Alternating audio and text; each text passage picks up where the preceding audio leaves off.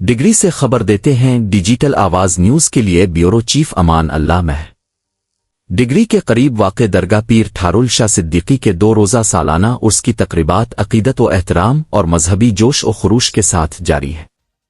عرس کے موقع پر محفل میلاد شریف مل اکھڑے کے روایتی مقابلے اور دیگر مذہبی و ثقافتی سرگرمیوں کا انعقاد کیا جا رہا ہے۔ عرس کی افتتاحی تقریب میں مخدوم پیر محبوب نے درگاہ پر چادر چڑھا کر باقاعدہ افتتاح کیا۔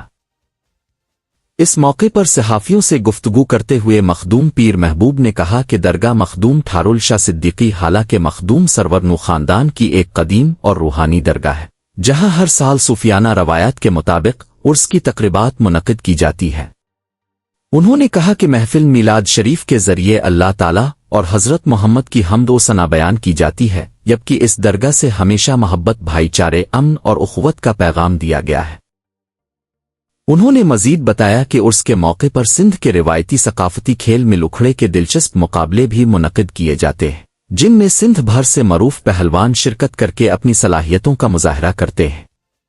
عرس میں آنے والے زائرین اور عقیدت مندوں کے لیے بچوں کے جھولے، کھانے پینے کے مختلف اسٹال، رہائش اور لنگر کا بھی بہترین انتظام کیا گیا ہے، جس سے دور دراز علاقوں سے آنے والے مریدین کو سہولت فراہم کی جا رہی ہے۔